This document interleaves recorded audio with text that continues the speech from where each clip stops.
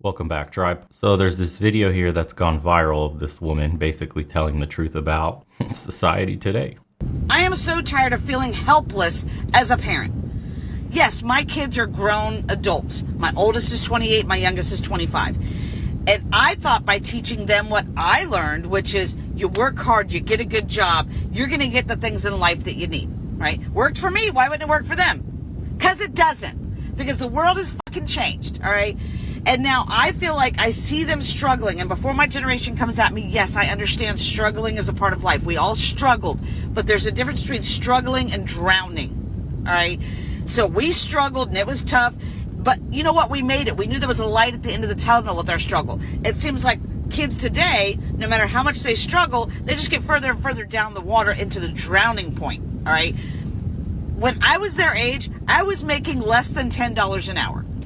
And I can afford to live on my own. Now you have to be making six-figure salary to get a decent, tiny little place to live. So what the fuck is going on and how do we help them as parents? I told my son, all you have to do is work hard, go to college or join the military like I did. He went to college, got his degree, got a full-time job. He moved back in with me right when he graduated from college because he said, hey, Mom, as soon as I get a job, which was within 2 weeks of him getting out of college, maybe take me 2 months and I'll save up enough money for me to move out. Okay, cool. It's been 10 months. He has saved almost every dime and still can't afford to live. Why are one-bedroom studio apartments almost $2,000 a month? Why? Like, I just don't get it. So I don't even think that there's even classes anymore. There used to be, upper class, middle class, lower class. It's literally turning into the ultra wealthy and then everybody else is just poor. Like, that's what is happening. And then I told him, hey, when you turn 25, at least your car insurance will go down. Hell no, he turned 25 and his car insurance went up $150.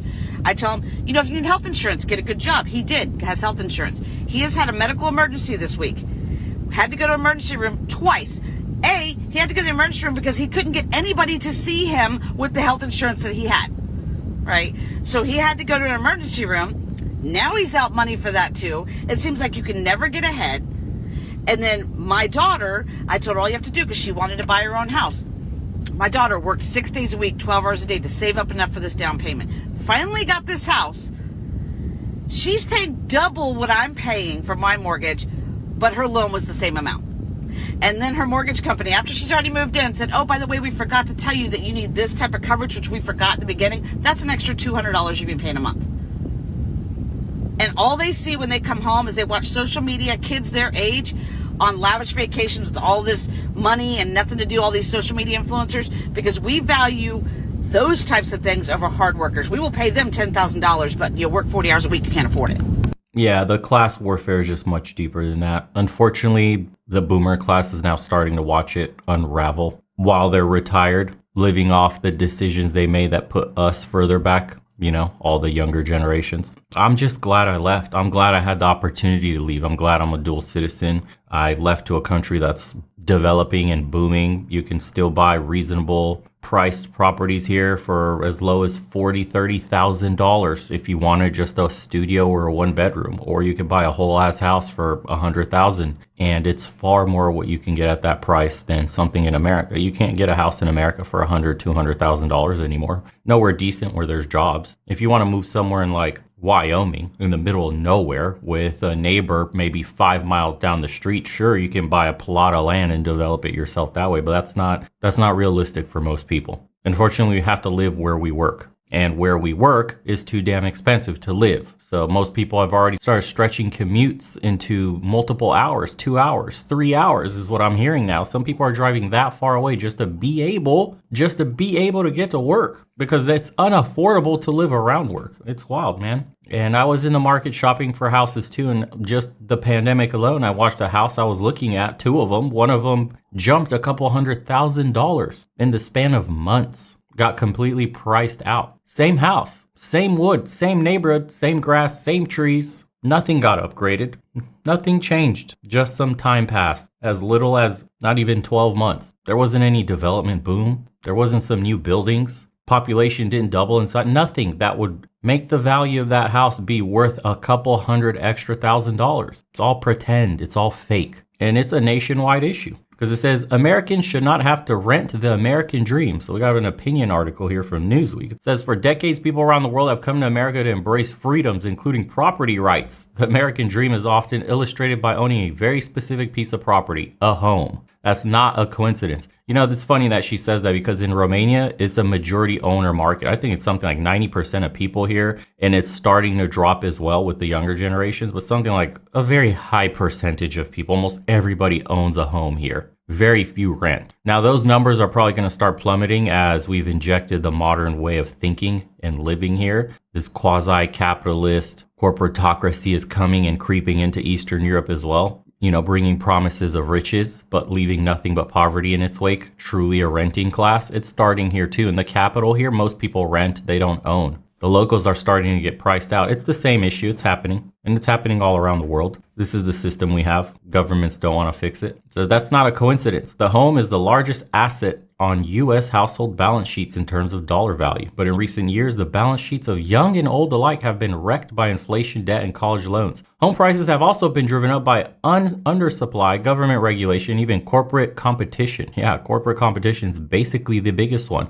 The neighborhood I was renting out of when I lived in Phoenix, Arizona, a majority of the houses there were from a corporate company, rented and managed by somebody out of state using a third-party management company. You'll never meet the landlord. They don't care who you are. You're just dollar signs to them. Corporations have been given a huge advantage through government and central bank policy. With this unlevel playing field, these financial investors, these institutional investors drove up the prices in traditional asset classes when they couldn't find enough of a return on their investment from their usual sources. Wall Street-backed corporate investors decided to come into the single-family home market, which they should be banned from. You should be banned from buying a house if you're not going to live in it in the first 5 years. That should just be a rule. And if you want to invest in, quote, investment properties that you're not going to live in, they should also make it a rule that you have to be a citizen of that country at least. And you have to live in that state or within that city for the last X amount of years. Like, you have to locally invest in property. You have to bring up the local economy if you want to be an investor. That just seems like common sense to me. If you want to own multiple units in an area, you must at least have some roots there. You have to have some skin in the game to see your community rise up. You can't just buy fucking plots of land, develop luxury apartments, not giving a shit about the local population, and then just extracting all the money out of that economy into your coffers, living somewhere else on Malibu, wherever the hell you happen to be, somewhere internationally, toasting to wine glasses with your pinky up. You know what I mean? Like, what kind of shit is that, man? The New York Times reported that from 2007 to 2011, 4.7 million households lost homes to foreclosure and 1 million more to short sale. Private equity firms developed new ways to secure credit, enabling them to leverage their equity and acquire an astonishing number of homes. It was an epic transfer of wealth. It says while there was no meaningful institutional corporate investment in the housing market prior to 2010, at the end of 2022, more than 1 in every 5 homes was purchased from a corporate investor. You will own nothing and you will be happy. Ha! Of course, and they even say it later on in the article, NGOs like World Economic Forum, which famously predicted in the 2021 video, you'll own nothing and you'll be happy. There it is. That's a famous slogan. And publicly traded corporations buying up tens of thousands of single-family homes to rent back to the middle class, pretend that moving away from ownership is for your convenience and happiness. But the carefree life of not having the ability to generate legacy wealth hasn't worked out too well for the people throughout history. Those without ownership have typically been unfree and unhappy. Thus, the old Hebrew proverb, he is not a full man who does not own a piece of land.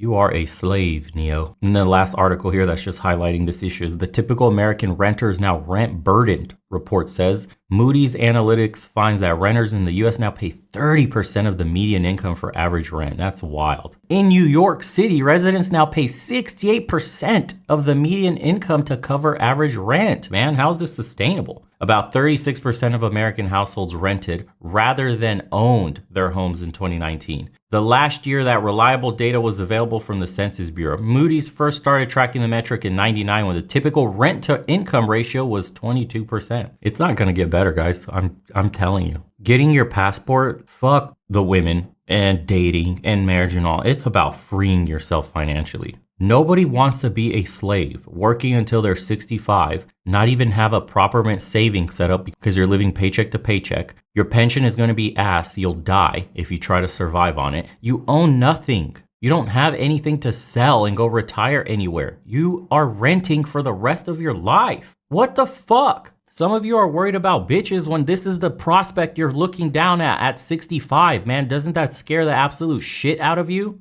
It blows my mind that in the passport bro culture, we're not having a conversation about financial freedom and escaping the real rat race, which is working until you're dead. I moved. Number one reason was to retire my parents and retire myself early. Everything else is a distant second. Distant, not even fucking on my mind compared to that. I don't want to be pressured to work every single day until I'm 60, 70 years old to keep up with bills and don't even have enough to deal with emergencies. How many of you have enough savings right now to deal with a random bill from the emergency visit at a hospital? God forbid you break your arm.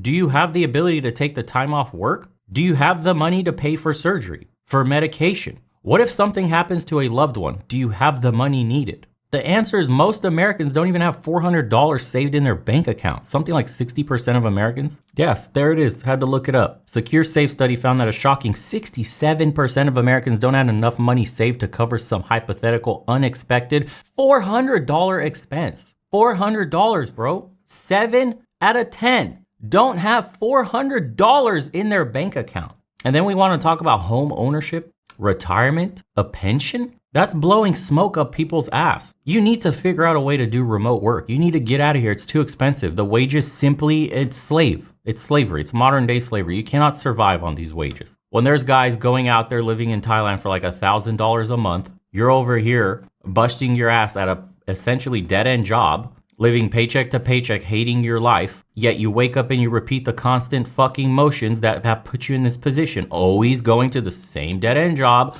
always coming home tired as hell, unmotivated, uninspired, coping with video games or porn. Then you're gonna go do it all over again the next day, over and over again, wishing there was a way out of this fucking trap. You have to take the initiative as a man and figure out a way to escape. I can't teach you how to escape. I don't know your life. I don't know what skills you've attained. I do know there's Google, there's the internet, there's research. If you want it bad enough, you'll come up with a solution to your problem. Otherwise, you will be part of the WEF slave class of you will owe nothing and you will not, absolutely not fucking be happy. You will work yourself to the bone. You will end up being that 70-year-old at the Costco entrance or Walmart, whatever, waving people and welcome to Walmart. Welcome to Costco. Because you can't fucking retire, bro. You're 70 years old. You have to wake up and work to pay for your apartment you've been renting since you were like 30 years old. If you can even still afford that same apartment. Because by the time you're 70, you probably got pushed way out of that neighborhood. Is this not a fucking nightmare? Am I the only one that thinks this way? I don't know. You guys let me know in the comments. I'm very curious on what passport broing means to men. Like, are people going into this with only the intention of finding women and getting married? Or are people really absolutely having nightmare scenario dreams in their head about financial slavery for the rest of their life? I'm really curious on what this is.